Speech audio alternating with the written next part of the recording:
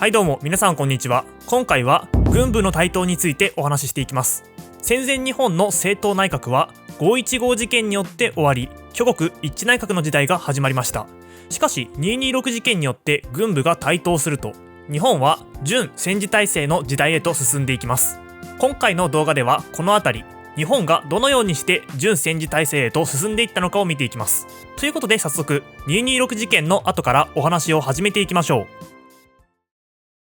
1936年2月26日、日本近代史上最大のクーデター226事件が起きました。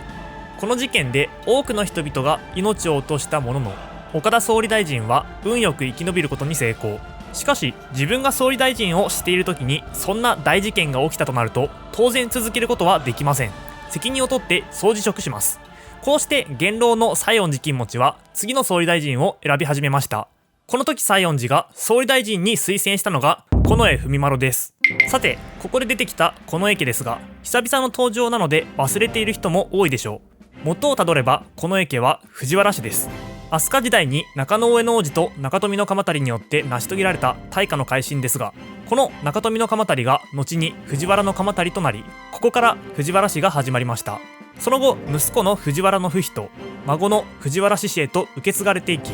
南家、北家、式家、京家と4つに分かれ、その中で最も栄えた北家が近衛と九条に分かれ、さらに近衛からは高司、九条からは一条、二条と分かれています。これら5つの家を五石家といい、近衛文麿は近衛家出身だったのです。このことから分かる通り、近衛文麿は貴族の中の貴族です。当時の彼は若い革新政治家として陸軍をはじめ国民の大きな期待を集めていただけでなく、順調に政治家の道を歩み、貴族院議長にも就任していました。経歴的にも総理大臣になるには十分だったのです。ところが当の本人が226事件を起こした軍部への対応に自信が持てないと言って就任を頑なに拒否したため、代わりに外務大臣を務めていた広田光輝が総理大臣に選ばれました。こうして成立した広田光輝内閣は当然ですが相当な困難が予想されました。特に注目されるのが226事件を受けて陸軍がどのように動くのか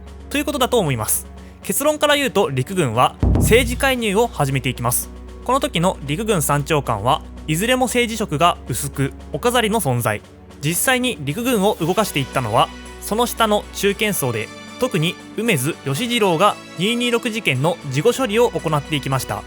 首謀者たちを裁判にかけて17人を処刑して、事件に関係した行動派と宇垣派を予備役に編入、つまり現役を引退させていったのです。こうして陸軍はお飾りのベテラン層を立てて、武藤明や石原幹二のような中堅層が実権を持つという体制が作り上げられました。すると陸軍は226事件が起こったのは政界にも責任がある、こっちが祝軍をするのだからそっちも心を入れ替えろと主張して、政界に対しても改革を迫ります。陸軍大臣の寺内久一が人事介入を行いました。予定されている大臣の一覧を見て、イギリスやアメリカと親しい人物や自由主義的な考えを持っている人物が内閣に入るのを阻止したのです。226事件は失敗に終わりましたが、その影響力は絶大で、政治家たちは第2、第3の事件が起きるかもしれない、次は自分が殺されるかもしれないと考えるようになっており、無言の圧力により陸軍に逆らうことができなくなっていたのです。さらに軍部は226事件に関与した軍人は追放した。しかし彼らが復活するかもしれない、彼らの復活を防ぐ制度を作ろうと考えます。つまりどういうことかというと、行動派の長老である荒木貞夫や正木甚三郎は現役を退いて実質的に追放されたものの、この時の制度では予備役に入った彼らを陸軍大臣に選ぶことが可能でした。これはまずい、行動派の復活を防止するべきだ。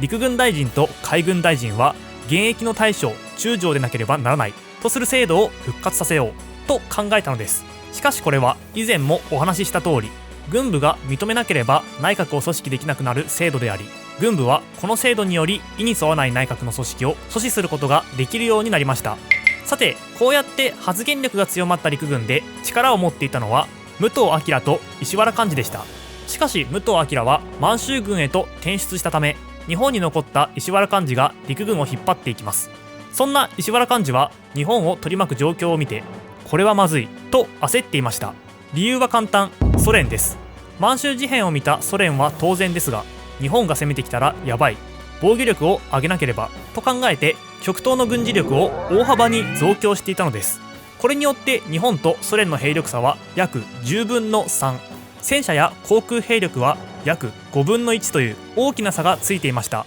石原幹事はこの状況に焦っており、ソ連との戦いの準備を進めなければと考えていたのです。こうして陸軍は北を守るという方針を取るようになったのですが、一方海軍は軍艦建造の予算を確保したいという考えを持っており、南に進んでいこうという方針を取っていました。しかし南に進んだ場合、アメリカ、イギリス、中国との衝突は避けられません。このような考えから仮想敵国の第1位にアメリカとソ連、第2位にイギリスと中国を想定し、軍部は南北両方の戦いに備えて莫大な予算を使った軍備拡張を進めていきます。さて石原幹事はさらに策を練っていきます。ソ連との戦いに備えなければならない、そのような考えを持っていた石原幹事は、ヨーロッパ側からソ連を牽制しようと考えたのです。こうして日本が接近していったのがナチス率いるドイツでした。日独防共協定です。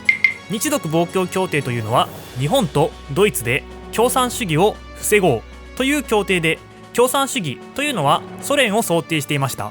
この協定と同時に締結された秘密の協定では、一方の国がソ連から攻撃あるいは攻撃の脅威を受けた場合、もう一方の国はソ連の負担を軽くするような措置を講じないこと、また相互の同意なしにソ連との間に条約を締結しないことが取り決められました。この時の日本の考えとしては、イギリスや中国も共産主義と対立しているため、将来的にそれらの国も防共協定に取り込みたいという考えでした。防共という考えにより国際的な協調関係を作っていこうとしていたのです。しかし現実にはドイツと提携したことでイギリスとの関係は悪化し、中国もこれに加わらなかったため、正反対の効果を生むことになってしまいます。以上のように広田内閣は軍部の力の増大によって国際的孤立と軍事的緊張を高め、それが軍備拡張を促して軍部の力をさらに増大させるという悪循環を招いていました。次第に国民はこのような軍部による政治介入や軍拡による生活の圧迫に対して不満を持つようになっていきます。当然そのような不満は政党も持っており、政友会の浜田国益は軍部が政治的発言力を強めている、これは独裁思想であると言って軍部による政治介入を厳しく批判しました。これを聞いた陸軍大臣の寺内久一は激怒して、軍人に対して侮辱的な表現があったと反論すると、浜田は私が国家の名誉ある軍隊を侮辱したとはどういうことだ、そんな喧嘩をふっかけられては後には引けない、私の発言のどれが軍を侮辱したのか事実を挙げなさいと迫りました。これに慌てたのは寺内の方で、忠告をしただけであると言ってその場を何とか収めようとしましたが、浜田は記録を調べていただきたい、私が軍隊を侮辱した言葉があったら腹を切る、なかったら君が腹を切れと言い返しました。このようにして政党と軍部は対立し、総理大臣の広田光輝はその板挟みにあって総辞職となります。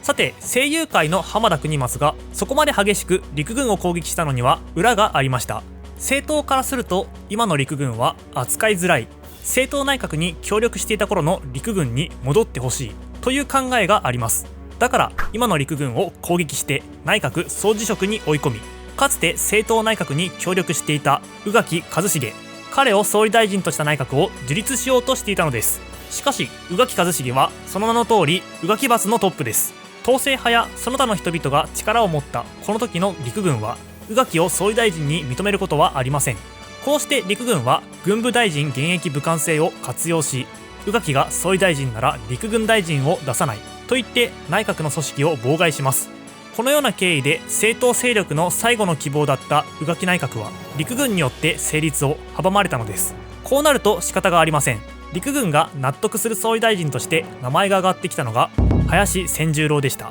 この度図らずも内閣総理大臣の退任を廃止なし、ひとたびこの辞任を形でのいたしました上は、全力を尽くして所信に邁進する覚悟であります。こうして成立した林内閣ですが、石原幹事はこの林千十郎内閣に共に満州事変を起こした板垣清四郎を送り込み陸軍大臣とすることで自らの計画を実現しようとしていました。しかしここに待ったをかけたのが梅津義次郎でした。彼は石原は満州事変の際に軍秩序を破壊した、そんな奴には軍の指導権を掌握させないと言って石原を抑え込みにかかります。これをきっかけに石原幹事の勢力は次第に衰えていくのです。さて林千十郎内閣は政党から内閣に入った人物が0人で久しぶりの朝鮮内閣となりました。政党勢力は宇垣内閣をなかったことにされたため陸軍に強い反感を抱いています。当然林千十郎内閣は政党からの抵抗を受け議会の運営に手こずることになり重要法案を成立させることに失敗。林千十郎は政党が協力しないと言って突如衆議院の解散を宣言します。政党側からは懲罰解散だという批判が巻き起こりました。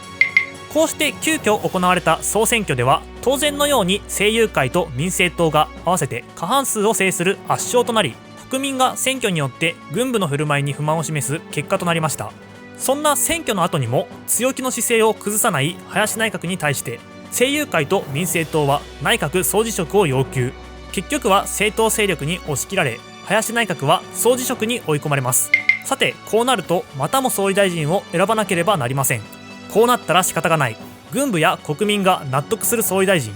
本人は嫌がっているがもう彼しかいない、このような考えからついに近衛文麿が内閣を組織します。しかし満を持して成立した近衛内閣は発足直後に大事件に直面します。盧溝橋事件です。こうして近衛内閣は日中戦争への対応に振り回されていくことになるのです。